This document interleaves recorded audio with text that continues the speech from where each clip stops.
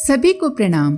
आज के इस वीडियो में हम जानेंगे कि गायत्री सूक्ष्म शक्तियों का स्रोत किस तरह है, ब्रह्म शक्ति के 3 टुकड़े कौन कौन से हैं और इनका क्या कार्य है, गायत्री साधना से सभी सुख साधन किस तरह प्राप्त किए जा सकते हैं और गायत्री शक्ति साधक को किस तरह से लाभ प्रदान करती है। पर उससे पहले यदि आपने हमारे YouTube चैनल देव परिवार को सब्सक्राइब नहीं किया है तो चैनल को सब्सक्राइब करें और बेल आइकन दबाकर ऑल पर क्लिक करें ताकि आपको आने वाले सभी वीडियो की नोटिफिकेशन मिलती रहे। पिछली एक वीडियो में बतलाया जा चुका है कि अव्यक्त निर्विकार परमात्मा की एक से अधिक हो जाने की इच्छा हुई। ब्रह्म में स्फुरण हुआ, एको हम बहुश्याम, मैं एक से अनेक हो जाऊं। उनकी ये इच्छा ही शक्ति बन गई। इस इच्छा स्फुरणा या शक्ति को ही ब्रह्म पत्नी कहते हैं। इस प्रकार ब्रह्म 1 से 2 हो गए। अब उसे लक्ष्मी नारायण, सीताराम, राधे श्याम, उमा महेश, शिव शक्ति, माया ब्रह्म, प्रकृति परमेश्वर आदि नामों से पुकारा जाने लगा। यदि आपने ये वीडियो नहीं देखा है तो ऊपर आई बटन में वीडियो दिया गया है, आप देख सकते हैं। इस शक्ति के द्वारा अनेक पदार्थों तथा प्राणियों का निर्माण होना था, इसलिए उसे भी 3 भागों में अपने को विभाजित कर देना पड़ा ताकि अनेक प्रकार के सम्मिश्रण तैयार हो सके और विविध गुण कर्म स्वभाव वाले जड़ चेतन पदार्थ बन सके। ब्रह्म शक्ति के 3 टुकड़े हैं, सत, रज और तम। सत का अर्थ है ईश्वर का दिव्य तत्व, तम का अर्थ है निर्जीव पदार्थों में परमाणुओं का अस्तित्व और रज का अर्थ है जड़ पदार्थों और ईश्वरीय दिव्य तत्व के सम्मिश्रण से उत्पन्न हुई आनंददायक चैतन्यता। ये 3 तत्व स्थूल सृष्टि के मूल कारण हैं। इनके उपरांत स्थूल उपादान के रूप में मिट्टी, पानी, हवा, अग्नि, आकाश, ये 5 स्थूल तत्व और उत्पन्न होते हैं।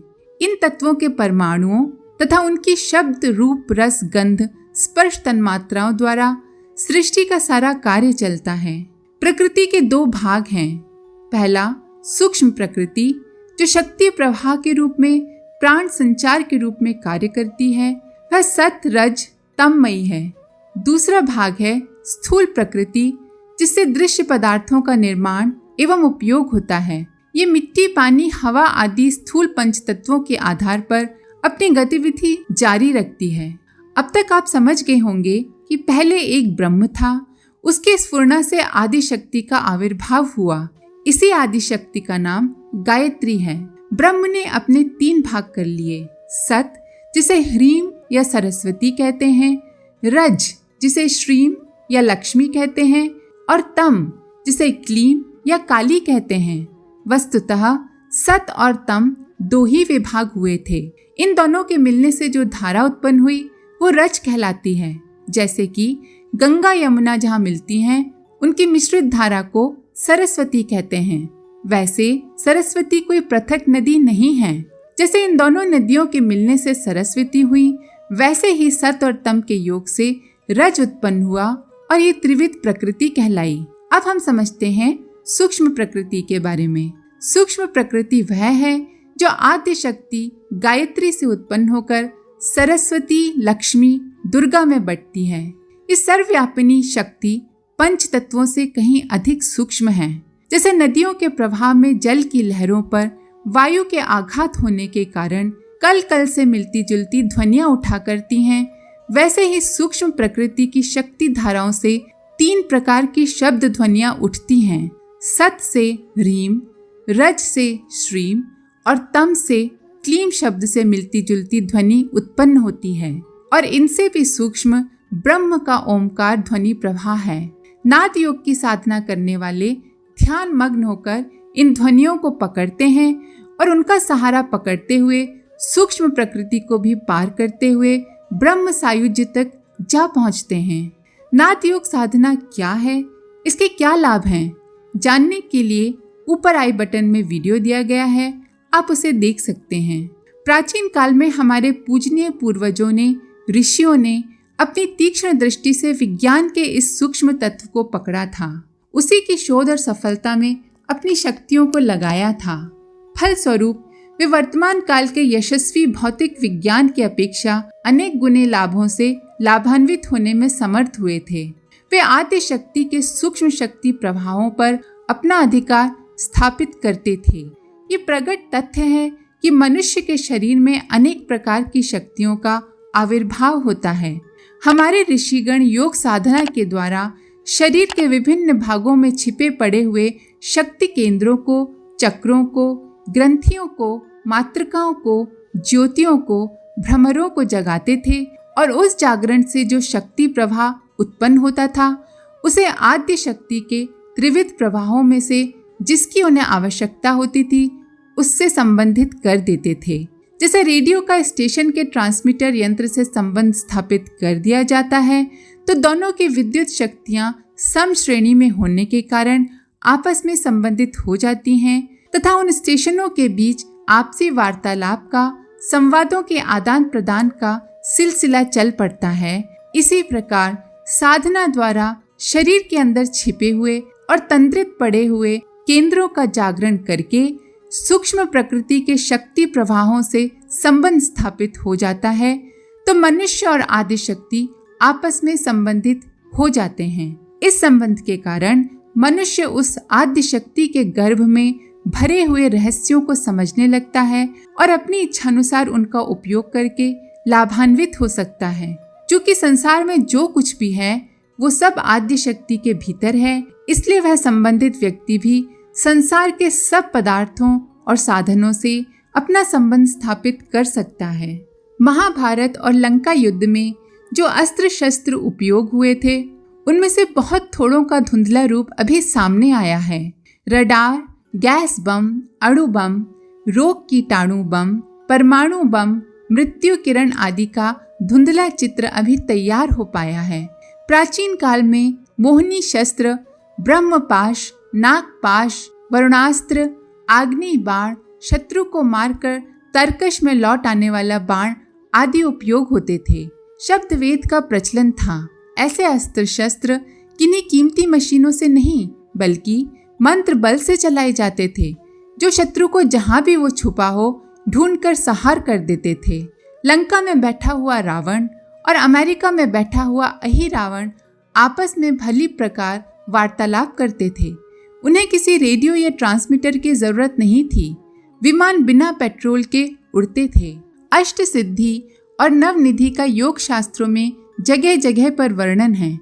अग्नि में प्रवेश करना, जल पर चलना, वायु के समान तेज दौड़ना, अदृश्य हो जाना, मनुष्य से पशु पक्षी और पशु पक्षी से मनुष्य का शरीर बदल लेना, शरीर को बहुत छोटा या बड़ा, हल्का या भारी बना लेना, शाप से अनिष्ट उत्पन्न कर देना, संतान यज्ञ, वरदानों से उत्तम लाभों की प्राप्ति, मृत्यु को रोक लेना, भविष्य का ज्ञान, दूसरों के अंतस की पहचान, क्षण भर में यथेष्ट धन, ऋतु, नगर, जीव जंतुगण, दानव आदि उत्पन्न कर लेना, समस्त ब्रह्मांड की हलचलों से परिचित होना, किसी वस्तु का रूपांतरण कर देना, भूख प्यास, नींद, सर्दी गर्मी पर विजय, आकाश में उड़ना आदि अनेकों आश्चर्य भरे कार्य केवल मंत्र बल से, योग शक्ति से, अध्यात्म विज्ञान से होते थे और उन वैज्ञानिक प्रयोजनों के लिए किसी प्रकार की मशीन, पेट्रोल, बिजली आदि की जरूरत नहीं पड़ती थी।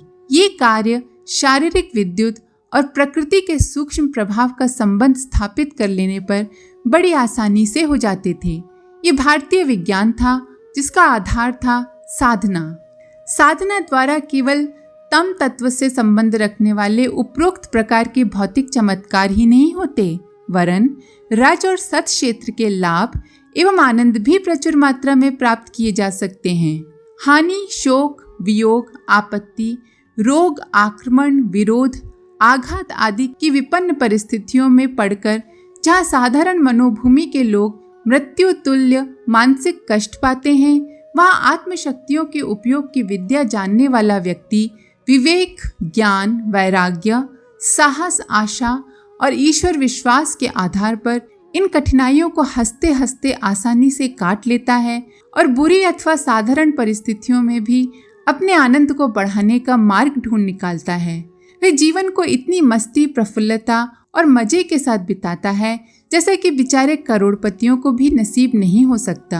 जिसका शारीरिक और मानसिक स्वास्थ्य आत्मबल के कारण ठीक बना हुआ है, उसे बड़े अमीरों से भी अधिक आनंदमय जीवन बिताने का सौभाग्य अनायास ही प्राप्त हो जाता है। रज शक्ति का उपयोग जानने का ये लाभ भौतिक विज्ञान द्वारा मिलने वाले लाभों की अपेक्षा कहीं अधिक महत्वपूर्ण है। सत तत्व के लाभों का वर्णन करना तो लेखनी और वाणी दोनों की ही शक्ति के बाहर है।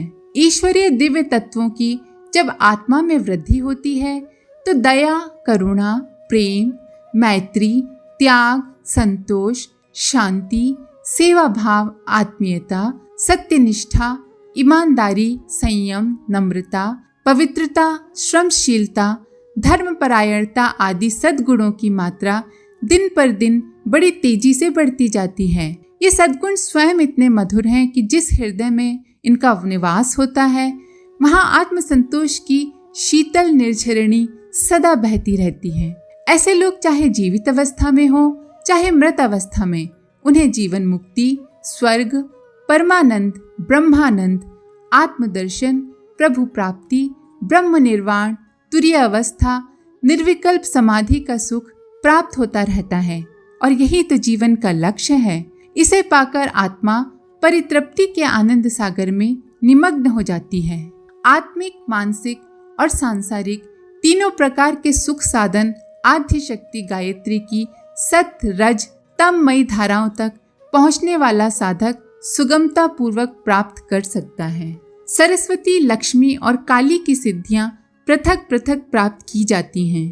पाश्चात्य देशों में भौतिक विज्ञानी क्लीम तत्व की काली शक्ति का अन्वेषण, आराधना करने में निमग्न हैं। बुद्धिवादी, धर्म प्रचारक, सुधारवादी, गांधीवादी, समाज सेवी, व्यापारी, श्रमिक, उद्योगी, समाजवादी, कम्युनिस्ट ये श्रीम शक्ति की सुव्यवस्था में लक्ष्मी के आयोजन में लगे हुए हैं। योगी, ब्रह्मवेत्ता, अध्यात्मवादी, तत्वदर्शी, भक्त, दार्शनिक, परमार्थी व्यक्ति ह्रीम तत्व की, सरस्वती की आराधना कर रहे हैं।